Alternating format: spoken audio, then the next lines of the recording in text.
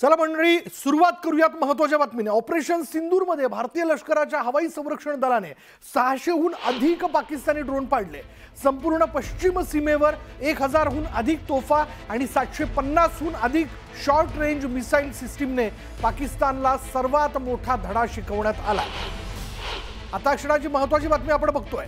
पुन्हा एकदा आपण जाणून घेऊया ती बातमी अशी आहे की ऑपरेशन सिंदूरमध्ये भारतीय लष्कराच्या हवाई संरक्षण दलाने 600हून अधिक पाकिस्तानी ड्रोन पाडले। संपूर्ण पश्चिम सीमेवर 1000हून अधिक तोफा आणि 750हून अधिक शॉर्ट रेंज मिसाईल सिस्टीमने पाकिस्तानला सर्वात मोठा धडा शिकवण्यात आला।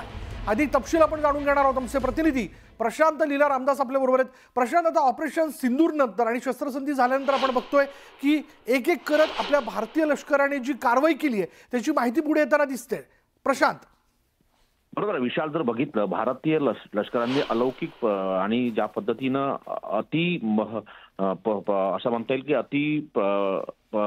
अति महत्वाच्या याच्यात कार्यक्रमामध्ये जर बघितलं त्यांनी, तर ऑपरेशन सिंदूरमध्ये ज्या पद्धतीनं काम भारतीय लष्कराने केलं, भारतीय लष्करामध्ये जर बघितलं हवाई दल असो किंवा मग सोबतच नेव्ही असो किंवा मग आपलं भारतीय लष्कर ज्याला पायदळ सेना संबोधलं जातं, लष्कर संबोधलं जातं, अशा या तिघांच्या वतीनं मोठी कामगिरी बजावण्यात आली। आपल्याला माहित असेल की ज्या पद्धतीनं सलग 3 दिवस पाकिस्तानच्या वतीनं ड्रोन भारताच्या सीमा भागात पाठवण्याचा प्रयत्न केला जाता, त्या सगळ्या ड्रोनला निस्त्राभूत करण्याचं काम भारतीय लष्कराने केलं आणि भारतीय लष्कराने पाकिस्तानला मोठा फटका देखील बजावला।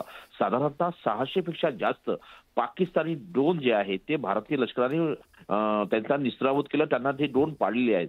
संपूर्ण पश्चिम सीमेवरती जर बघितलं आपण, गुजरात असो, राजस्थान असो, पंजाब असो, काश्मीर असो, हिमाचल प्रदेश, या सगळ्या सीमामध्ये जर बघितलं 1000 पेक्षा जास्त अधिक तोफा तैनात करण्यात आल्या होत्या आणि 750 पेक्षा जास्त शॉर्ट रेंज मिसाईल ज्या सिस्टीम्स होत्या त्या होत्या। त्याच्यामुळे पाकिस्तानला मोठा धडा बसलेला आहे। पाकिस्तानचा एक ड्रोन देखील भारतीय सीमा भागात प्रवेश करू शकला नाही, पण सीमा भागामध्ये असलेल्या जे सर्वसामान्य नागरिकांचे घरं आहे त्यांना ते टार्गेट करण्याचा प्रयत्न करत होते आणि त्या पद्धतीनं गोळीबारी करत होते। असं असताना एक पाकिस्तानला मोठा धडा शिकवण्याचं काम भारतीय लष्कराने केलं आहे आणि आता ऑपरेशन सिंदूरमध्ये कशा पद्धतीने काम झालेलं आहे त्याची माहिती पुढे येताना पाहायला मिळते। विशाल, आंतरराष्ट्रीय घडामोडींचे अभ्यासक शैलेंद्र देवळानकर देखील आपल्या बरोबर। शैलेंद्र, या सगळ्या कारवाईतनं एक तर पुन्हा एकदा आपण सिद्ध केलं की आपलं लष्करी सामर्थ्य पाकिस्तानला येणाऱ्या काळात देखील चोख उत्तर देऊ शकतं, त्यामुळे पाकिस्तानने सावध राहावं।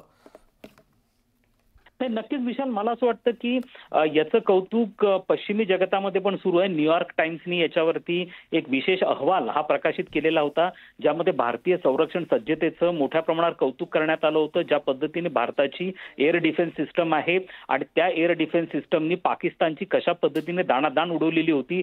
त्यांचे दहशतवाद्यांची स्थळच नाही तर पाकिस्तानचे अत्यंत महत्वाचे एअर बेसेस हे कशा पद्धतीने या संपूर्ण भारताच्या हवाई हल्ल्यामध्ये त्यांना नुकसान पोहोचलेलं होतं, याचा सविस्तर अहवाल न्यूयॉर्क टाइम्सने देखील छापलेला होता। हा मेसेज आपण केवळ पाकिस्तानला दिलेला नव्हता, हा मेसेज पाकिस्तान बरोबर ज्या ज्या देशांनी पाकिस्तानला समर्थन दिलं आणि पाकिस्तानला शस्त्रास्त्र पुरवले त्यांना देखील हा संदेश आपण दिलेला होता। हा संदेश आपण चीनला दिला, हा संदेश आपण तुर्कस्तानला पण दिलेला होता। त्यामुळे मला असं वाटतं की या माध्यमातून पुन्हा एकदा भारताने आपली संरक्षण सिद्धता जी आहे ती अत्यंत उत्तम पद्धतीने आपण सिद्ध केलेली आहे।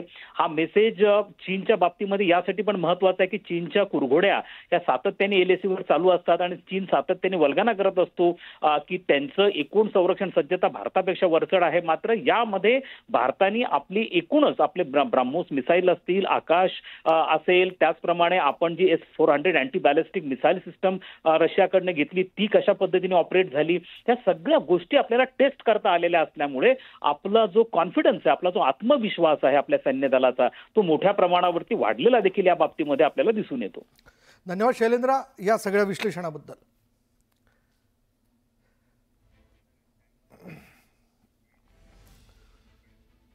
यानंतर बघूयात, भारतानं ऑपरेशन सिंदूर नंतर झालेल्या युद्धात ब्राह्मोस मिसाईलचा वापर केल्याचं समोर आलंय। भारतानं पाकच्या एअरबेसवर ब्राह्मोस मिसाईल डागल्याची माहिती आहे। पाकच्या एअरबेसवर भारतानं 15 ब्राह्मोस मिसाईल डागल्याचं समोर आलं आणि या हल्ल्यात पाकिस्तानचे 11 एअरबेस पूर्णपणे उद्ध्वस्त झाले। भारताच्या या हल्ल्यात पाकिस्तानचं एअर डिफेन्स सिस्टीम पूर्णपणे उद्ध्वस्त झाली आहे। ब्राह्मोस मिसाईलमुळे पाकला मोठा फटका बसला।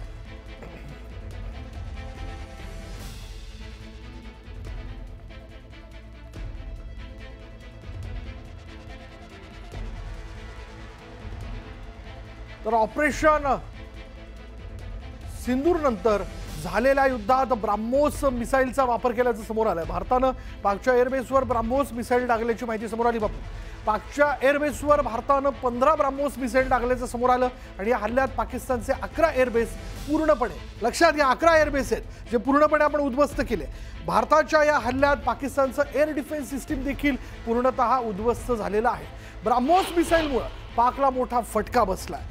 ब्राह्मोसचा मारा हा आधीच शत्रूच्या छातीत धडकी भरवणार आहे आणि ब्राह्मोसचा वापर केला जाऊ शकतो हा पाकिस्तानला पूर्णतः अंदाज होता.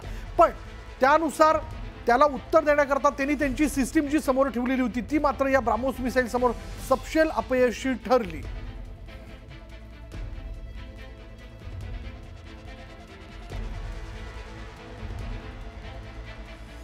दरम्यान भारताच्या हवाई हल्ल्यामध्ये पाकचे 11 एअरबेस नेस्तनाबूत झालेले आहेत. अमेरिकेच्या द न्यूयॉर्क टाइम्सनं पाकच्या एअरबेसचं नुकसान कसं झालं याचे सॅटेलाइट इमेजेस प्रसिद्ध केले. यात हल्ल्यापूर्वी आणि हल्ल्यानंतरचे फोटो प्रसिद्ध करण्यात आले. यामध्ये बोलारी एअरबेसवरील हँगर उद्ध्वस्त करण्यात आलं. लक्षात घ्या, बोलारी एअरबेसवरचं हँगर जे ते पूर्णतः उद्ध्वस्त करण्यात आलं. इतका जोरदार मिसाईलचा मारा या ठिकाणी झालेला आहे. त्याचबरोबर हँगर म्हणजे या ठिकाणी फायटर जेट पार्क केलं जातं. तर पाकिस्तानातील महत्त्वाचं एअरबेस मानल्या जाणाऱ्या नूर खान एअरबेसवरील इमारत उद्ध्वस्त करण्यात आली. इतका जोरदार या मिसाईलचा मारा त्या ठिकाणी झालेला आहे. ही पाक वायुदलाची महत्त्वाची इमारत असल्याचं बोललं जातं. यात पाकचे काही अधिकारीही मारले गेल्याचं बोललं जातं. तर पाक सैन्यानं या सैन्याचा अत्यंत महत्त्वाचा आणखीन एक एअरबेस म्हणजे रहीम यार खान एअरबेस, या एअरबेसचा रणवेच भारतीय हल्ल्यात उद्ध्वस्त झाला. रणवे उद्ध्वस्त झाल्यामुळे पाकचे फायटर जेट इथून उड्डाण घेऊ शकले नाहीत. सरगोदा, त्याचबरोबर आपण जर पाहिलं पुढला आणखीन एक एअरबेस म्हणजे सरगोदा एअरफील्डवर सुद्धा भारतीय हवाई दलाने रनवे उद्ध्वस्त करून टाकला. इतका जोरदार मारा आपण तिथे मिसाईल्सचा केला. सॅटेलाइट इमेजेसमध्ये स्पष्टपणे दिसून येत आहे. अमेरिकेचे 20हून अधिक सॅटेलाइट भारत पाक तणावादरम्यान या ठिकाणी लक्ष ठेवून होते. याच सॅटेलाइटनं टिपलेले हे फोटो प्रसिद्ध करण्यात आल्यानं पाकचा खोटारडेपणा पूर्णतः जगासमोर आला आहे. ब्रह्मोस मिसाइल की ताकत को तो पाकिस्तान ने खुद स्वीकार कर लिया है. हमारे देश में एक कहावत काफी पुरानी है और वह है दिन में तारे दिखना.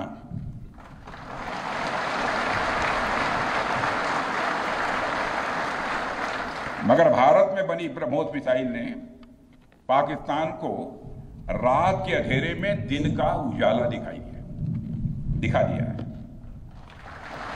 रात के अंधेरे में दिन का उजाला दिखा दिया है. ऑपरेशन सिंदूर अजूनही संपलेलं नसून ते सुरूच असल्याचं वक्तव्य संरक्षण मंत्री राजनाथ सिंह यांनी केलंय. हा तर फक्त ट्रेलर आहे, संपूर्ण चित्रपट अजून बाकी आहे असा थेट इशारा भुजमधून पाकिस्तानला राजनाथ सिंह यांनी दिलाय. दरम्यान दहशतवादाला मुळापासून संपवणं हाच आमचा संकल्प आहे असंही त्यांनी स्पष्ट केलं.